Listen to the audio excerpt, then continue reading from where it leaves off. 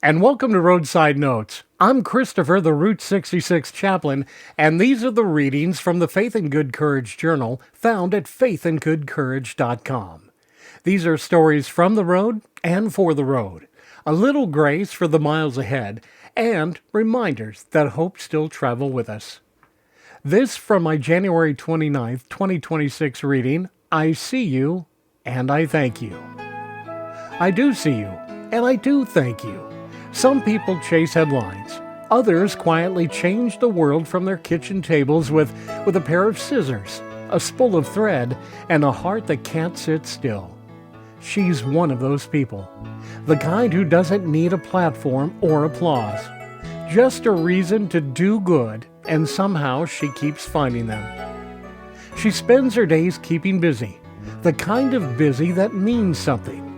Now, she could be watching TV, flipping through magazines, and counting Social Security pennies while waiting for the clock to move, but instead, she sews, she bakes, she gathers, she listens to the quiet nudge that says, do what you can with what you have for who you can. At a local diner, one of those old places where the waitresses still call you hun, she ordered a burger and a side of chips. Now, when she couldn't finish her plate, she asked for a to-go box. Most folks would tuck it into their fridge for eating later, but she didn't do that. Instead, she carried it with her like it was something precious, because in a way it was. You see, a few blocks away, outside of a fast food place, she noticed a couple sitting on the curb.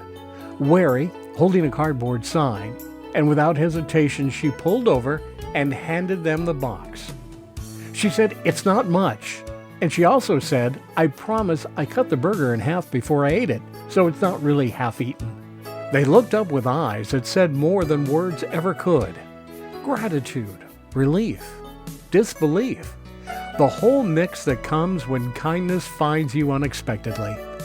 She didn't linger. She just smiled, nodded, and went on her way. That's what grace does. It doesn't wait for thanks. It just gives and goes. The next morning, she woke with the same thoughts still echoing in her heart. With $50 she had made from some small sewing work, she went shopping, but not for herself, but for women she had never met. You see, the pastor at her church shared a need for local women's shelter that needed feminine hygiene items. Toothpaste, deodorant, wipes, soap, and personal items. Things most of us take for granted until we don't have them. She filled up her cart, then went home and got to work again. Using some fabric donated by another seamstress, she made some super soft drawstring bags, floral patterns, bright colors, something gentle in a very hard world. She tied each one with care and labeled them ladies' hygiene items. There's something sacred in this kind of giving. The unseen, uncelebrated work of someone whose faith is still stitched into everything she touches. She doesn't post about it. She doesn't wait for a spotlight. Her reward isn't the praise of others, but the quiet knowing that she answered a need. We don't always get to stand on mountaintops and shout about heroes like her. The world doesn't pause to notice the small acts that hold it all together. But I see her. I see the gentleness in her eyes, the steadiness in her hands, and love that moves her to do what she does.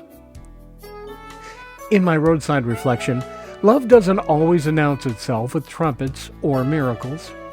Sometimes it shows up wrapped in a drawstring bag made of leftover fabric, tied with kindness, and given without expectation. These are the moments that remind us why we're here. To see each other, to serve each other, to feed more than just stomachs of the hungry. We feed the soul, one act of quiet grace at a time. That's how we change the world. Not all at once, but one handmade bag, one half burger, one God bless you at a time. And to her, and to all the quiet givers who sew, cook, share, and stop for strangers, I just want to say, I see you.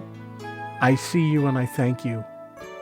I see your heart and I thank you. Travel well, my friends. Have faith and good courage.